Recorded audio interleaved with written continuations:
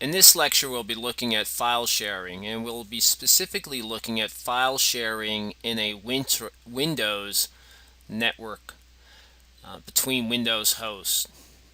There are many different ways you can share files, but sharing files between Windows Server and clients is probably the most common way we share files or save files on network shares in modern networks. Here you see a small little network environment that I've set up here, and we have a file server FS1 that is basically the centralized point for all files that are being saved by the clients. So for instance, if I was on this client here, and I saved a file, how we normally would do it at home is we would save that file on the hard drive of this device. But there's a problem with that when you have multiple computers. If we have multiple computers, we have to make sure that we're backing up the files for each of those devices. Wouldn't it be much easier if we just centralized the storage and had each of the clients, instead of saving it locally, save it out to a centralized file server? This way we'd have one point where we can go to back things up, restore files, and administer the file system. Another thing that we do on networks, typical we'll do, is also set up the file server as a print server. So in this case we have a printer I should say, and I can send jobs to the printer from my clients. But many times what networks do is they set up a centralized print server. Print file server really means the same thing, and that server acts as a centralized host where jobs from every client going to every printer on the network is sent. And this once again allows for centralized administration of printing. Once the job is spooled here, then it's printed over here and it prints out on the particular printer that you are using. So that's the typical use that you'll see with a Windows server and Windows clients. We're going to set that up on our network, but instead of using Windows, we're going to use something called Samba, which allows us to mimic a Windows server. So Samba is an open source application that allows me to install it on the Linux box and have that Linux box mimic, if you will, a Windows file server, so that the clients, the native Windows clients, see it as if that server is a native Windows server. So let's go ahead and set that up. Get that up here. Clear this out. Alright, and I'm going to bring up our Linux box. I have a Linux machine and I also have a Windows client. And currently, if we look at the Windows client, we have no network shares here. And when I save a document on this computer, even though it's on the same network as my server, that document is saved locally. So it's saved to the local hard drive on the PC. What I want to accomplish with Samba and file sharing is allow this client to save a file to its default My Documents folder, but when that file is saved here, it is actually saved out on the server. Alrighty. So let's see if we can get that set up. So let's log in. And first thing we need to do is log in as administrator, so SU. And then we'll do a yum search. Yum allows us to search for applications. And I'll search for yum Samba.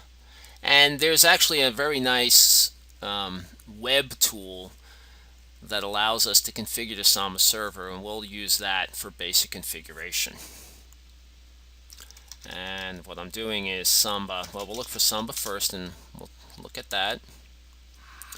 And you can see there are a number of different things we can download for Samba, client utilities. But what we're really looking for is the Samba server and client software. Right, so we want this service right here. We're also going to be downloading Samba SWAT, which is the web configuration program. So we'll yum install yes, and we'll say Samba and Samba SWAT, and we'll get both of those down. You can see it's not very big, pretty small downloaded size. Just give that a minute to come down, and once it's down, we'll start configuring it.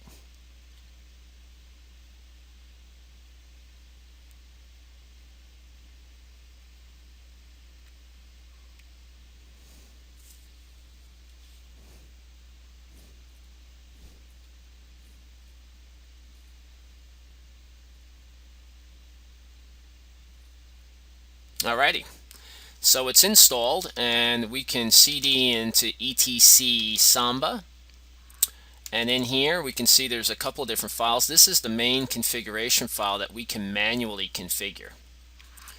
So I'll just show you that. I'll do a less on smb.conf,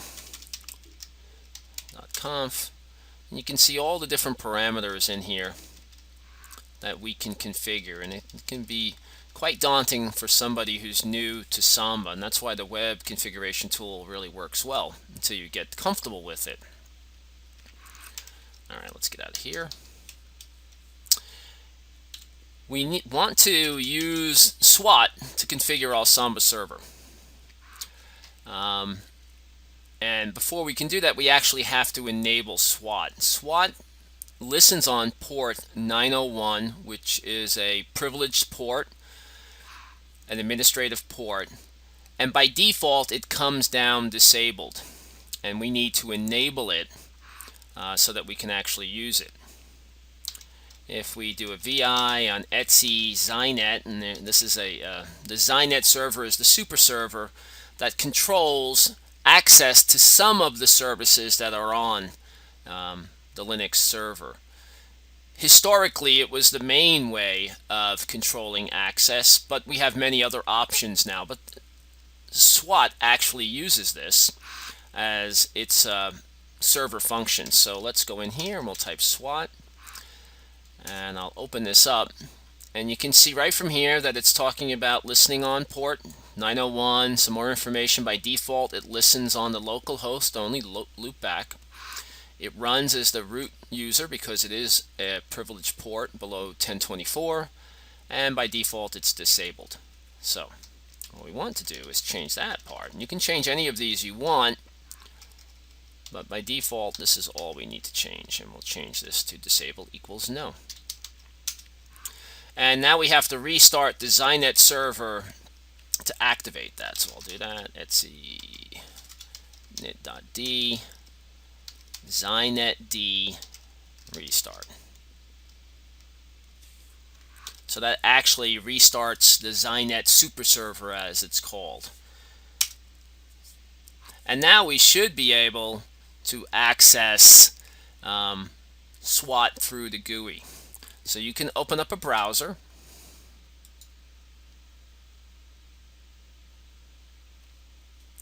You can open up a browser and go to 127.0.0.1:901. Remember, you can always specify a port number by putting a colon at the end of an IP address or a URL name and specify a different port. So if you need to go someplace different, this is one way of doing it. And I'll press enter, and I'm prompted for my root name, that's who it wants to administer by default, and password. Alright, and what happens, I won't have this saved right now. This opens up the basic SWAT configuration, and this is where I can go through and configure the Samba server for my network. Couple of basic things you need to know about, actually are a few different daemons, or they're called, or daemons, or you can think of them as applications that make up Samba. There's the SMB, which really does the file sharing side of it. There's the NetBIOS name server, which advertises machine names in a Windows environment. And if you want to integrate your Samba server in an Active Directory environment, you would also need to activate and configure WinBind. And there's all help, lots of documentation, as you can see in here. There's lots of things we can use and look at, lots of different tools that we can use. And there's actually a few books down here that will help you if you need to do something a little more complicated with your Samba server. We're going to go through and set up a basic configuration at first, and then we'll move on to something more complex. All right. So if we click on Global, this is the section in the file that deals with the global parameters of the Samba server. So things like, what is my workgroup name? And I'll change that to my SLCC. What is the NetBIOS name of the server? Server 1 in this case is fine, but we could put an alias in here if we wanted to. Why would you do that? Let's say you have a older server that you're actually decommissioning, and this new Samba server is going to take its place. But on your network, the server that everyone has always saved their files to was called FS1. Well, you don't want to use that name anymore. You want to move on to server 1. Well, you can actually have the Samba server advertise it out as two different names. And so the users who know nothing about this see that server 1 is still on the network. All right, so we can set up an alias for this. You can have numerous aliases if you want to. And we'll just leave that there as one of the parameters that we'll set up. We can, set out a server string, so we can just say this is the new file server. All right, you can put anything you want in here. Basically, it's the title that will show up. And here we can actually specify what interfaces Samba or the server should listen on for Windows file shares. Windows file shares are definitely not something you want to point out to your internet interface, so you want to make sure that you're really regulating it to only the interfaces that are necessary. In this case, I only want Samba to be served, or Microsoft file shares to be advertised on the inside of the network. I don't want to do it on the outside.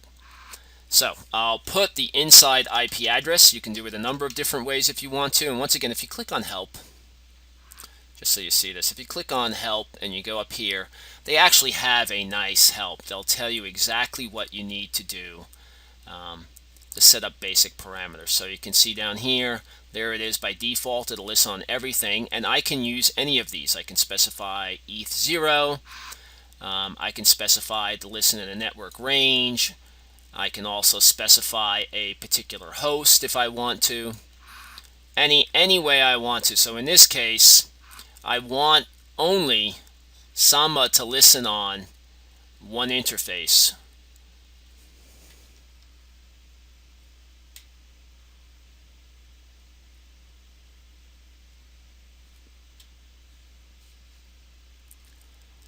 Alrighty, I'll close that, and we'll make it 254. There we go. We have different types of security because we can set up shares on the Windows environment in different ways. We can set it up as a share level security, which is probably the least secure and the one you should not use. User share, which is the way it's set up by default, and that means that I have to have an account both on my Windows devices and on my Linux server that's acting as the Samba server. I can also set up another server to be a repository for names. I can set up, try to mimic an NT4 domain. So this could be a PDC or a BDC on the NT4 domain. And then I can also integrate it into an Active Directory domain. That's probably the most common way it's used. And you actually make the file server a host in your your Active Directory database. But that's a little beyond the scope of this class, so we're going to stick with user. And then there are some other parameters we can set in here. We can say who's going to be an administrator for the Samba server, not the Linux server, just who can write information to Samba, the Samba conf file. I can say there are certain users who are invalid, certain users who are valid. I can say to deny host, and so on. So there's lots of different parameters I can put in here. You can also make it a Win server, which is not something typically done anymore since we've pretty much migrated everything over to DNS, and that's how we're going to set up our Samba server, to really use host names and not machine names that it would typically use. Okay, so all we've changed is, make it easy, change that. That was there by default. We added that. You don't have to do that. You don't have to change the name, and you don't have to do this either. You don't have to do anything really to accomplish the most basic share where users' home directories are shared. You just basically have to turn Samba on and make sure your firewall is not blocking those ports. Okay, by default, Samba listens on port 139 and port 139 for SMB and port 445 for CIFS. Right? Those are the two typical ways that you'll have Samba configured.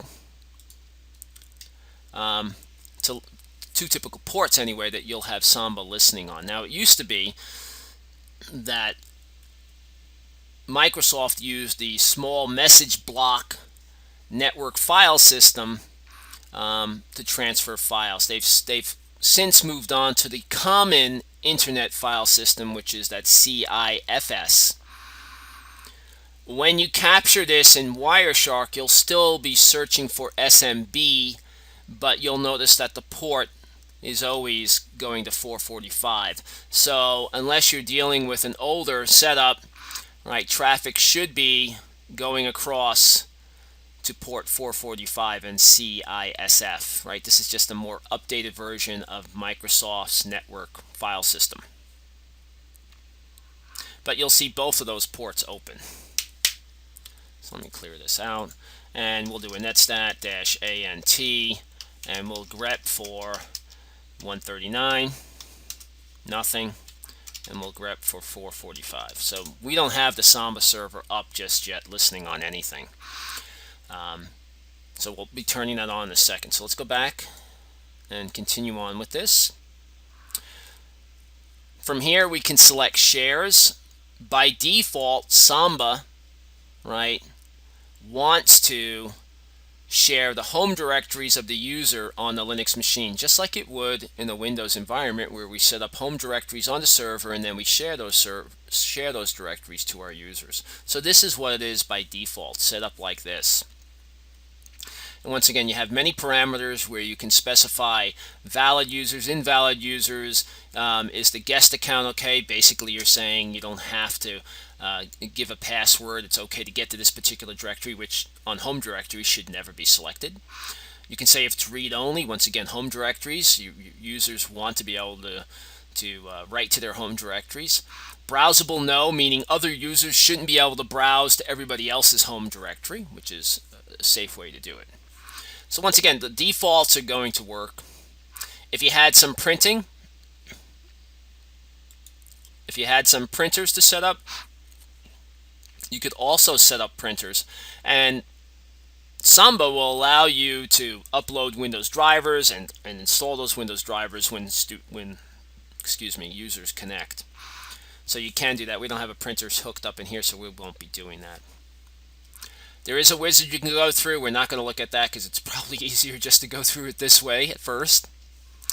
You can actually view the conf file and what settings you've made to it. And this is what we've changed. Very, very little, actually. We didn't save our changes there, so we'll go back and make sure that that's changed out.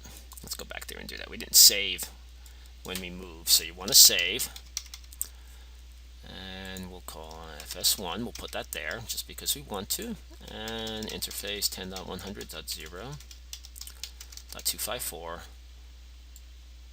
and we'll just call it new file server. There we go. And this time we'll select commit changes. All right, let's go look at our status again. Nope, our view, I should say.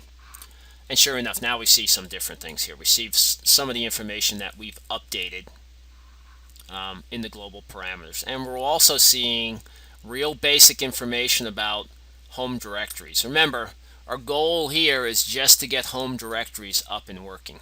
Now, the key to making this work is, first of all, configuring the file, then syncing up the user accounts. Because remember, you really, at this point, have a separate user account in Linux, and you have to create that account separately. So I created a student account here and a student account on the Windows machine. I'll create another account to show you we can do that also, but that's what you have to do. And then once I create those accounts, I want to sync their passwords. Now, to make it easy for me, of course, the easiest thing to do is make sure their passwords are the same. They don't have to be, but it's a good idea if they are.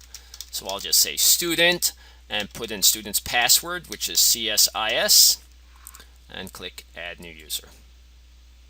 We're done. All we have to do now is turn on Samba, and we can go over here to status to do this. And as we can see, it tells me what's not running. So in this case, SMBD, the actual file serving server, is not running. The name server is not running also.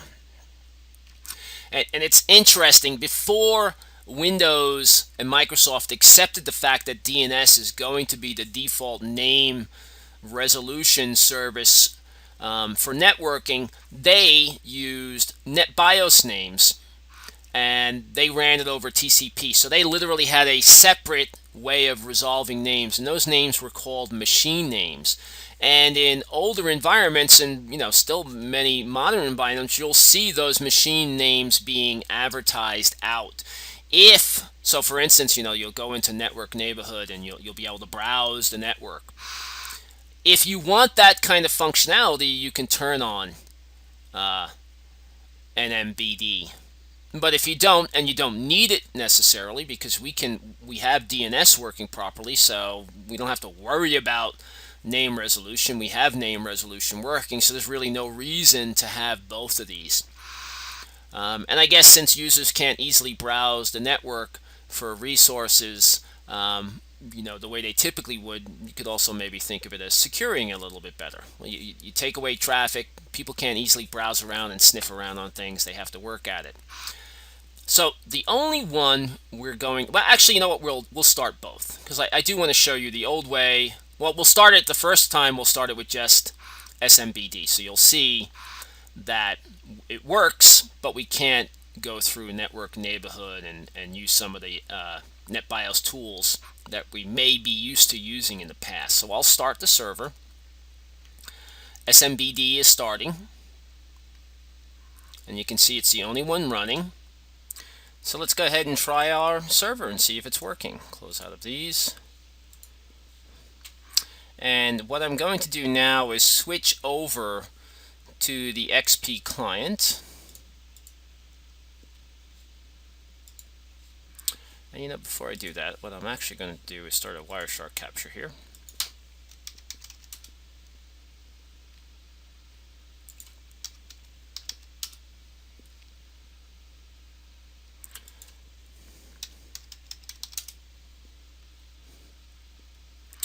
And I'll tell it to capture on the inside interface, and we'll just minimize this and go back over to our XP client. Alrighty, so there's a number of different ways historically you could connect to a server. Now, typically, what we would do is browse network neighborhood. Now, before we even do that, we did change our work group, and we want to have this computer join the work group, so let's go and do that. So as you can see, our computer is in the work group by default, and we want it to be in the My SLCC.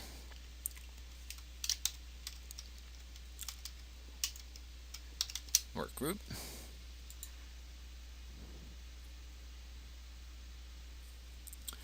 let that take effect. Usually this requires, it says welcome, and we have to reboot our system. So we will do that. I'll let it come back.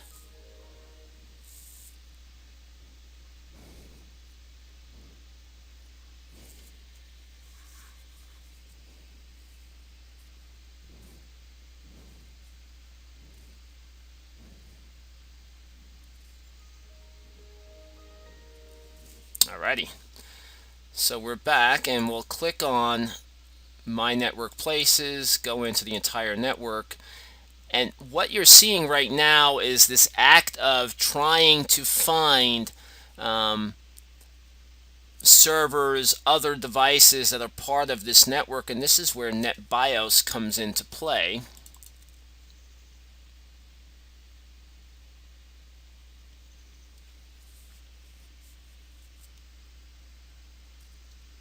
Right, and as we can see we're part of the network, but we don't really see any information about servers that are available. But we can, if we want to, get to our server from here, and we can do that by using something called a UNC path, which are 2 backslashes, the Universal Naming Convention, I think it stands for, and we put in our IP address after that.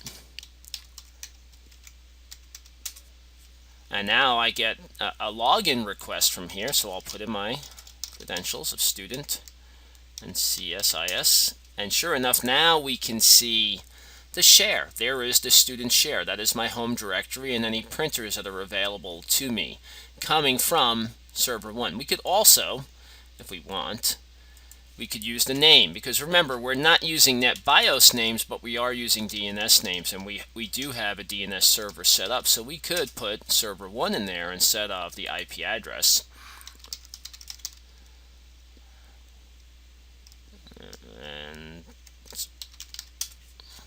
And sure enough, there we go. We have our connection. Now, if you remember earlier, I also said there was an alias of FS1. So let's see if that's working. FS1, and press enter. Well, let me get out of here so you can actually see it. It's actually looking for file server 1. Okay, well, it's having an error message, which we'll end that right now. I gave Windows too much to think about there. We can actually run the UNC from here also, so we'll do that. FS1 from here. And we'll see what happens. It comes back and says Windows can't find FS1, and I want you to think about that. What didn't we do on our Linux server that we need to do for FS1 to work? Remember, there's 2 aliases for this. There's the alias, well, there's the default name of server 1, which is the actual name of the host, and then there's an alias FS1. So what do you think we need to do to make this work? Well, if we're using host names through DNS, we need to go back and modify our DNS zone to point to that name. So let's go do that so we can get this to work. So once again, you're seeing how all of these things tie in together.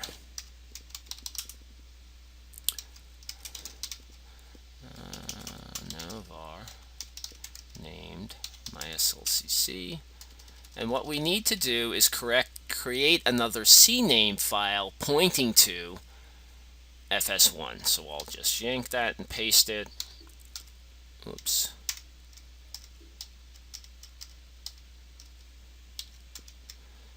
FS1. So now we actually, our server 1 is known by 2 names. It's known by FS1, and I think we had changed this to FTP, so we'll do that too. Oops. Undelete that. FTP. Alrighty, so let's reload our zones. We reload it, and now we're going to try to dig for FS1 at myslcc.org, and sure enough, we get a return on that. Great. So now let's go back over and see how our client's going to do this time. So once again, we'll hit that. I'll see if it can figure it out from there. No, it can't. So let's go and type cmd and do a IP config flush DNS to get rid of our DNS cache in case there is some information that's causing us a problem, and then we'll try pinging FS1. Okay, so we're getting a reply back to that name FS1, so we should be able to, and we'll go in here, just make it this way, a little more graphical, FS1. Alright, so sometimes when you resolve a name, you can cache even the failure to resolve that name, and that can be a problem. So you always want to remember that you may have to flush your cache if that's an issue. Very common thing to have to do. Not uncommon, maybe is a better way to say it. So now we have, interesting, we have aliases. We have server 1, we can go to that. It really is the same box pointing in the same place, but once again, this is for maybe a server that we had available at one time that we're decommissioning, but we still want the name to be available on our network. And I'll log in as student with my SLCs. No, that's the wrong one. CSIS. There we go. And there is, this is all my files on server 1.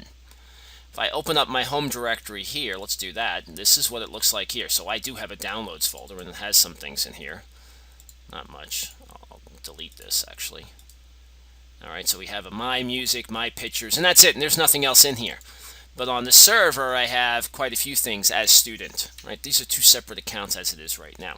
Well, what I would like to do, I would like it so that when my student account saves to my documents here on the local machine, in actuality, what it's doing is saving out to the network share. So I need to set that up.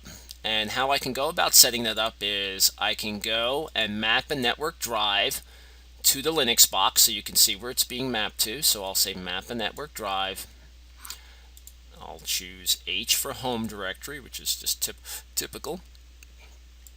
And you know what? I don't have to put anything in here. We can see right here where it's going. So I could just type it in, or I can browse. You know, it's just easier sometimes just to type it in. So we see FS1. As a matter of fact, I'm not concerned about the old alias. I'll put in server 1 student.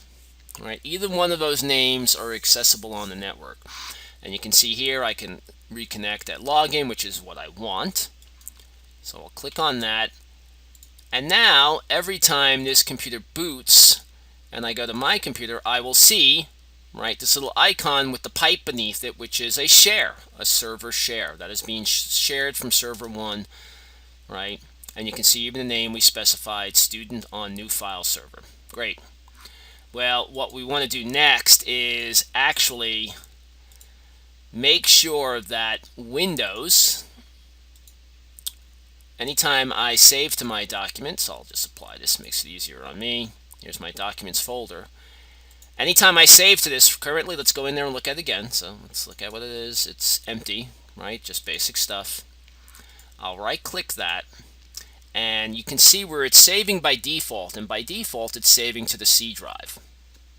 Great, but I don't want it to save to the C drive anymore. I want it to save to the H drive, which points to my home directory on the file server. So I'll say apply, and it'll ask me, do I want to move my documents from here to there? I'm going to say yes, and then I'll say, well, we'll just say move everything, so I want it all synced up, okay. No, it should just do it. Let's go do it. Okay. Didn't have anything to move, actually, in my old document, so it just shows me. Now, this is what I see, right? This is great, because this is what I see when I go into my documents. I actually see the documents on the file server as if they were local. So to me, these things are here. They're on this local drive. And, you know, they're available to me. If I want to, I can save something here. You know, I could put the shortcut to packet tracer in here if I want to. I could go find other things that are on here. I can copy things. So if I go into downloads, obviously there's nothing there. Let's go into VB Share. Okay, now that one might be a little funky because that's actually the virtual share on the other computer. But if we go into Packet Tracer, we should get something. And I'll say copy this to here, right? And sure enough, that's coming from the file server now. So we've actually have a connection, permanent connection, that should survive a reboot, hopefully. And what I'll do while I'm in here is I'm going to create another user account while I'm in here. So let's do that. New user, and we'll say it's Jane. And we'll say Jane's password is CSIS. And password never expires. Create the account. Great. And we'll log off. Log off student.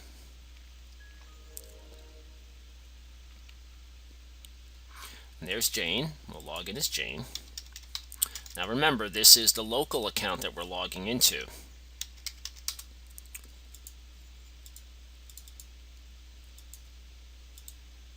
For some reason it's having a problem, so I'll restart it.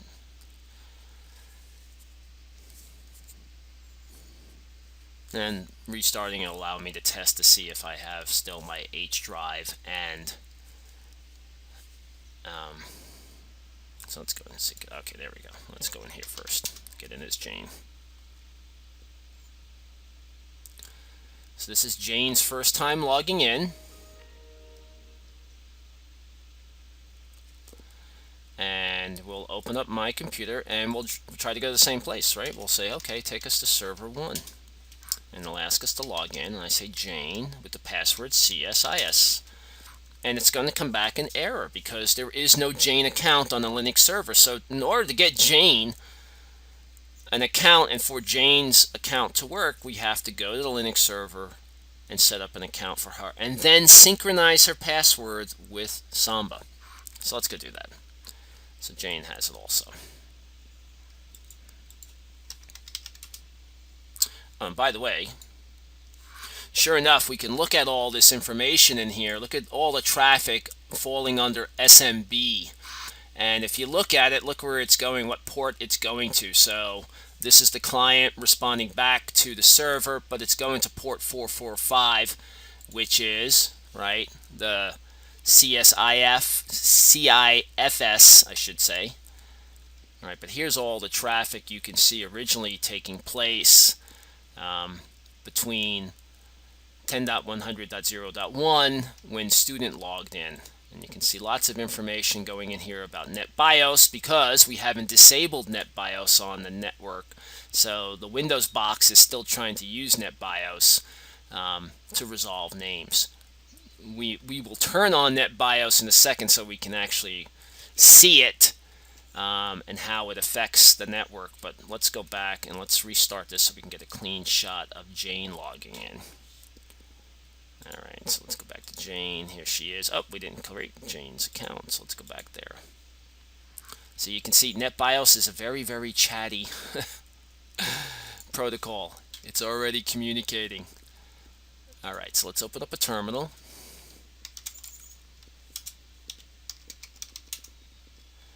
And we'll do a user add Jane. And then we'll say password for Jane is CSIS. Password, sorry, Jane. And CSIS. CSIS. Doesn't like that, but that's okay because I'm root. It will take it. And then we'll open up SWAT.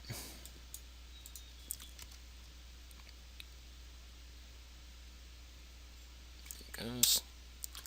Log in as root.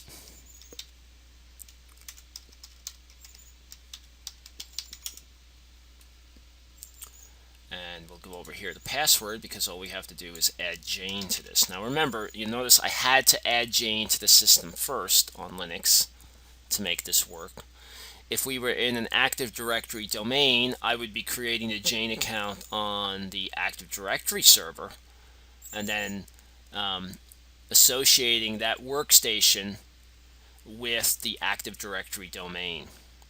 And then the user accounts would coming from the AD directory. But in this case, we're using Linux and just Linux as our file server and basically the authorization server also.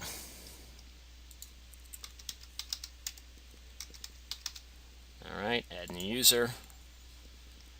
Don't worry about that. And I don't think we have to restart the server for that one. So we're not going to. We're going to try it and see what happens. So let's go back to XP. We'll cancel out of this. Swack, and boom, we go right in.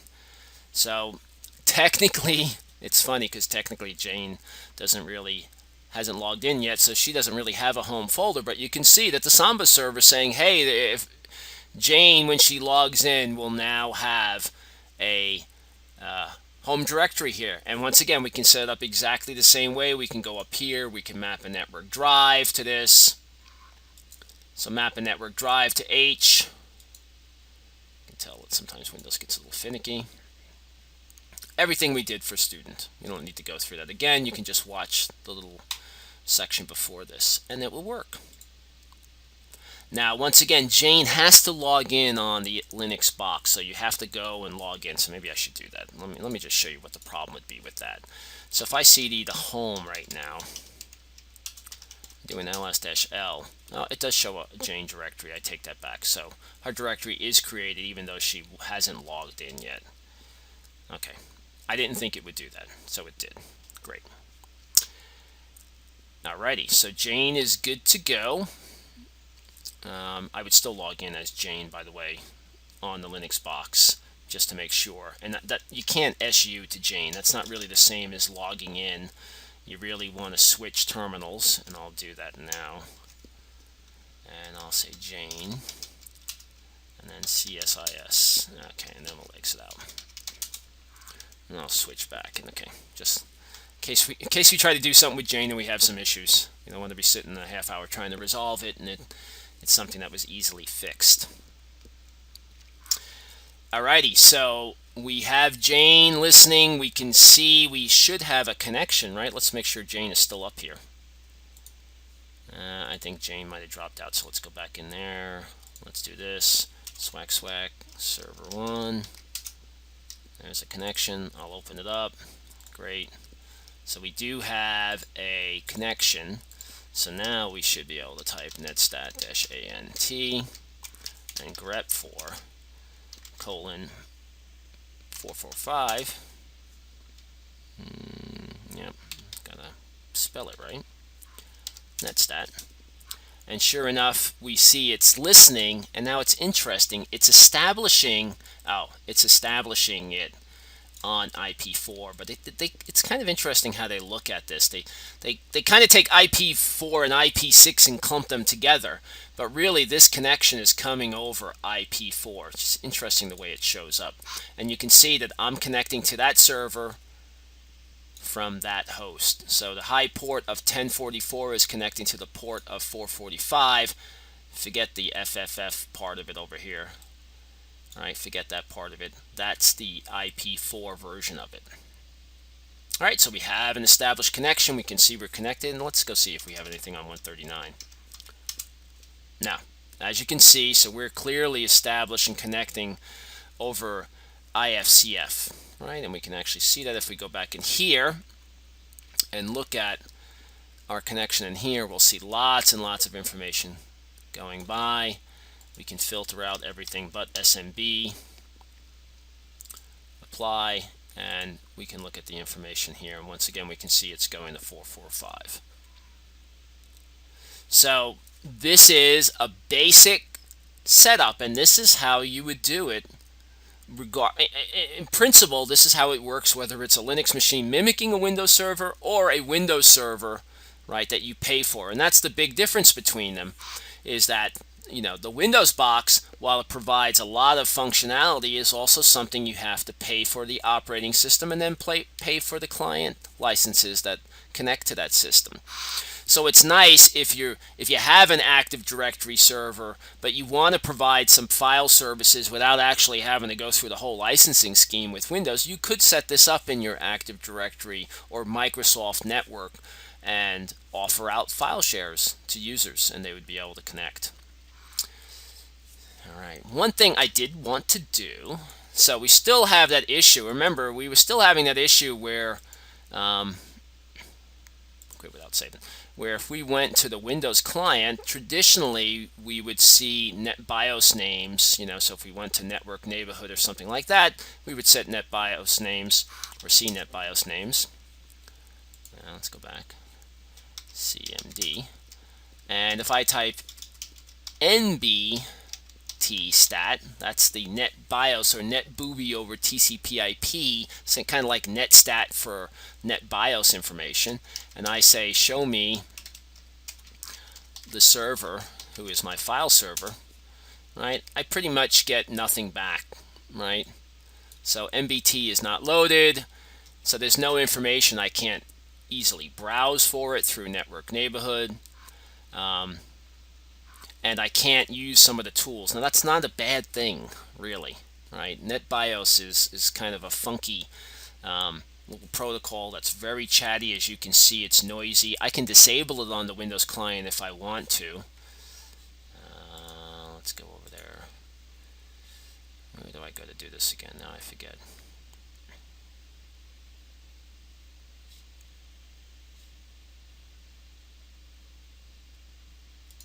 I guess I'll go in this way. Bump, network connections. I hate this view. Okay. I can go. I think I can. All right. I don't have administrative privileges to do this anyway, so that's one of the problems. So let's get out of Jane, because Jane, unfortunately, right now does not have administrative privileges. So we'll switch user, and we'll go in as student.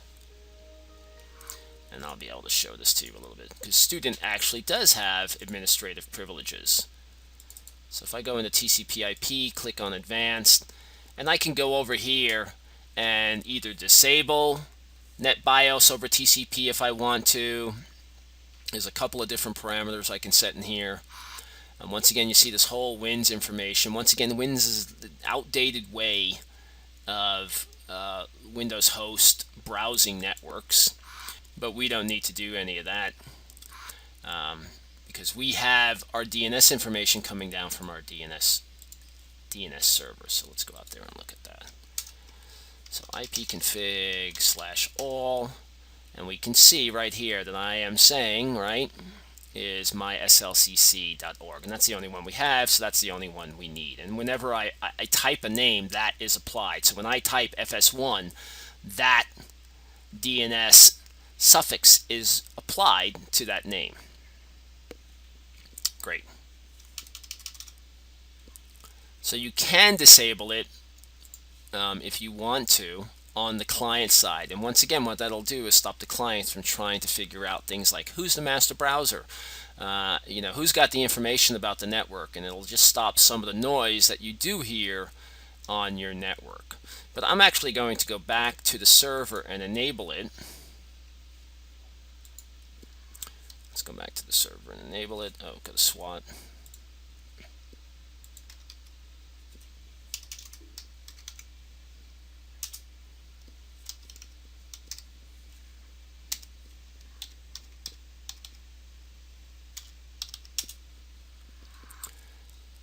And I'll go over here, and all I have to do is just start this service, right? So we have SMB running, but we do not have the NMB daemon, which will turn on this whole NetBIOS world. And we'll start up Wireshark so you can watch it.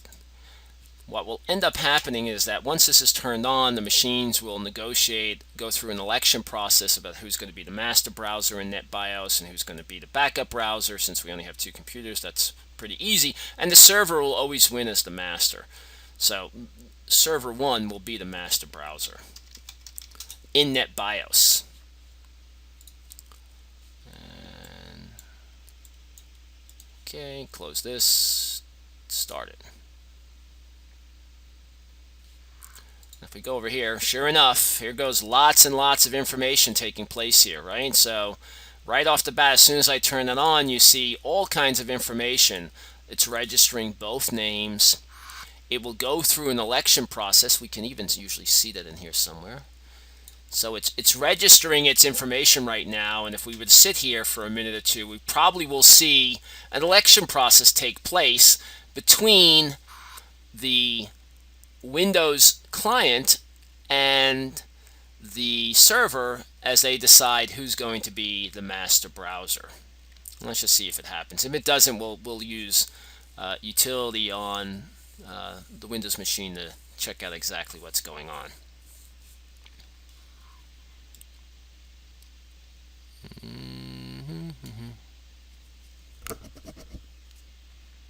All right, well, we're not going to sit here and look at this. Let's go back to the Windows machine and see what we can see over here.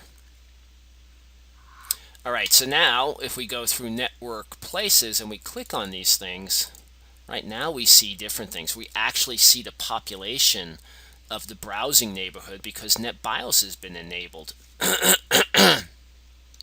Now, in an Active Directory domain, you primarily use DNS for this, and you can use DNS for this. So once again, this is a little bit different because it is a Linux Samba server doing it. So you can shut off NetBIOS in an Active Directory domain, and you can still browse through network neighborhood. At least I think you can. I'm sure you can. That makes sense. It's been a while since I played around with Windows servers, so.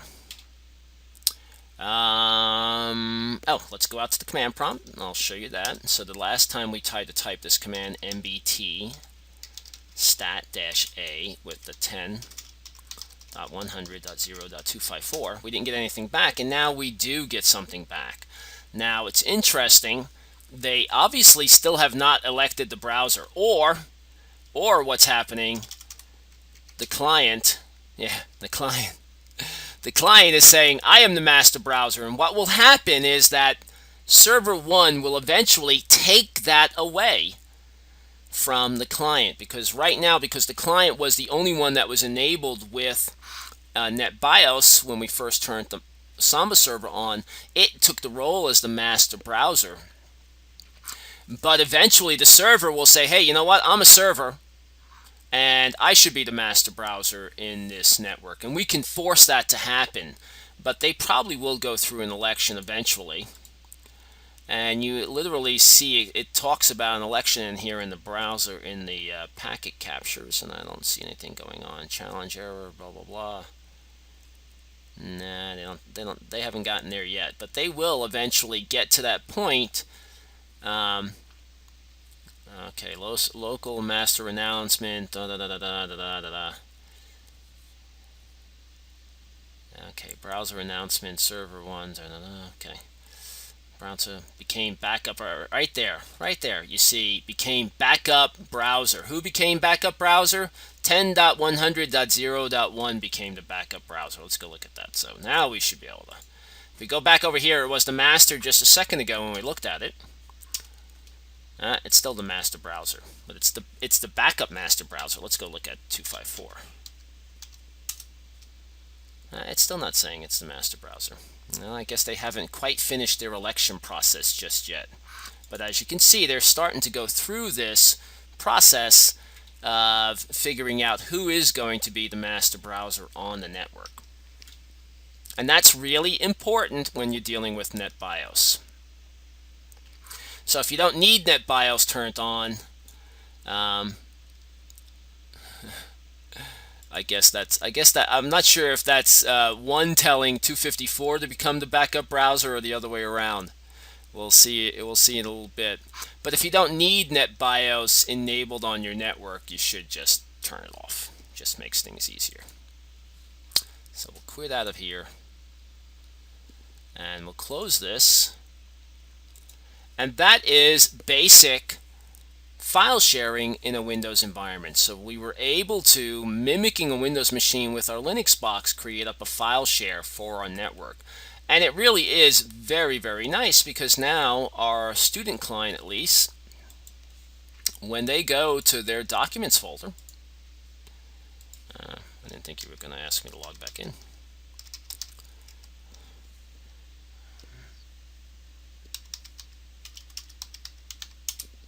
Okay, when they go to their documents folder, sure enough, they see right, all the information that's in here, but in reality this is all being saved out to the file server now. So now I as an administrator can back it up from here, can administer things from here. Very, very nice and very convenient. So that's file sharing with Samba, Windows file sharing using Linux to mimic the file server.